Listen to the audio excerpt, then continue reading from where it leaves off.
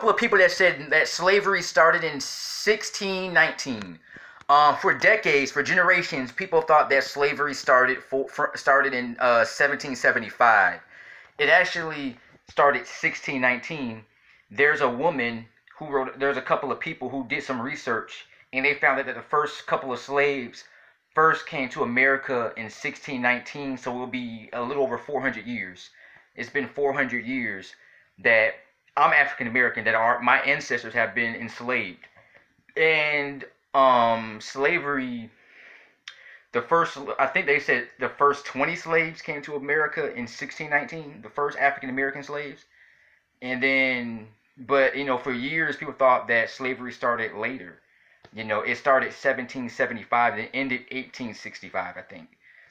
But no, I think that's a long time. 400 years is bad, but not. I think African Americans, we have it bad. I think we have it bad more on our dignity, our mentality, our minds, our. I think slavery is more a mental thing for Black people, because if you look in the history books and if you go on YouTube and you watch some documentaries, the Holocaust, you will find out that Jews had it far more worse than African Americans. And a lot of people say that racism is based on skin color. No, I mean it is, and to a degree. Europeans have white skin, so they would make people who are brown, dark skinned think they're inferior to them because their skin is darker. They have because African, I don't know why, but I guess from South, who knows the reason why. But I think Europeans they would make Africans feel like they're not as good as them because their skin's not white. And this been a sickness for a lot of African Americans even now, from generations, from the time they first came to Africa. African slaves. A lot of African Americans knew they were different because they saw their skin was different than the Europeans. Um, they noticed that their hair was different than the Europeans. Their skin was different. Their voices might be a little bit deeper than the white people voices. I think a lot of Africans compared themselves in the 16, 1700s. A lot of Africans would compare themselves to white people. And I think a lot of African Americans would probably pretend that they didn't understand why their skin was darker, why they had wool like hair. Um, this has been going on for generations. And I think it's because Europeans, even now in society, you look in the magazines, you look on TV, the internet, most of them are European. These are white girls. You see a lot of white girls in the magazines and on that modeling and Miss Queen America. There's always a white girl with blonde hair winning, and then the black girls are watching and they feel like, oh, she only won because she's white. And then sometimes I think sometimes, very rare, they have a couple of mixed girls who look half white. The mixed race girls, biracial girls who are half white, half black in magazines. But and then maybe a tiny percentage of black girls, because they don't want to seem racist. They don't. That's the only reason.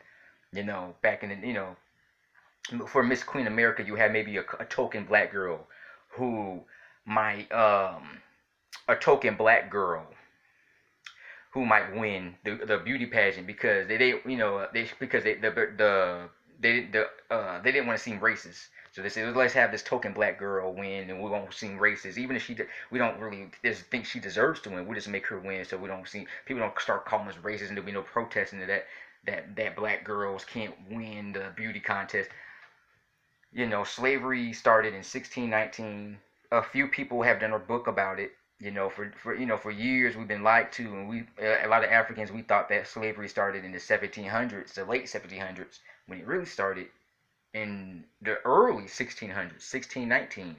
And they would get big, strong African American men who are like 6, 7 foot tall, big, strong, tall, muscular black men, and they would bribe them with rum, alcohol, cigarettes, food, clothes, and then they would train them up and tell them to go and capture slaves with chains. They would get them chains and bring them back on a slave ship, and they'll ship them back to Africa.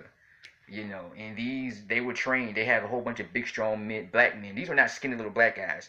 These guys were big, strong men. Some of them big, strong. You know, like Dwight Howard, are these big, strong black guys. They would go out there.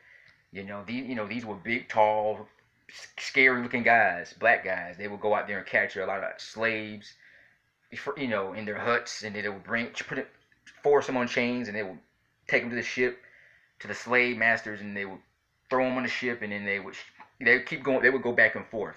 They brought over 12 million African Americans to America from Africa. They kept going back over the years. So from 1619 to 1775, they kept going back and forth, man. Seriously, that's what they were doing. They were making money off it, and they got these the white men were scared to go. They were scared of black people. They want to go out there and go to Africa, and they would have to go fight.